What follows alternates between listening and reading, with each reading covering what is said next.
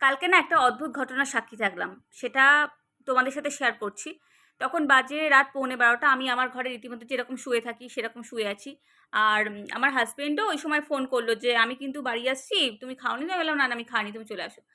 তো ও যখন বাড়ি ফিরছে আমাদের গেটের সামনে দিয়ে যখন ঢুকবে, রাস্তা দিয়ে যখন আসছে তখন মানে রীতিমতো ছাদের দিকে চোখ পড়ে না? তো ছাদের দিকে যখন চোখ পড়েছে দেখে যে একদম ঠিক কোণায় মানে ওখানটাতে কিন্তু ২ টো তুলসী গাছও আছে পরপর। কোণাতে কেউ একজন লম্বা চওড়া কেউ দাঁড়িয়ে আছে। তো ও ভাবছে আমি, ও ভেবেছে, ও বলছে, "কি ব্যাপার এত রাতে ছাদে তুমি কি করছো?"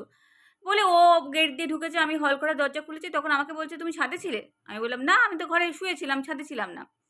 তো বলছে, "তাহলে কি হলো?" এবার সঙ্গে, সঙ্গে ও যখন বলছে ওর গাটা না পুরো কাঁটা দিয়ে উঠেছে। মানে বলছে, "আমার গায়ে হাত দিয়ে দেখো আমার গায়ে কাঁটা দিয়েছে।" তো আমি বললাম, "চলো তো সঙ্গে, সঙ্গে ছাদে যাই।" তো সঙ্গে, সঙ্গে আমরা ছাদে গিয়ে লাইট জ্বালিয়ে দেখলাম কোথাও কিচ্ছু নেই। তো এই ঘটনাটা এরকম কোনোদিন ফিল করিনি। কালকে কিন্তু সত্যি একটা অদ্ভুত ঘটনা আমাদের সাথে ঘটে গেছে। মানে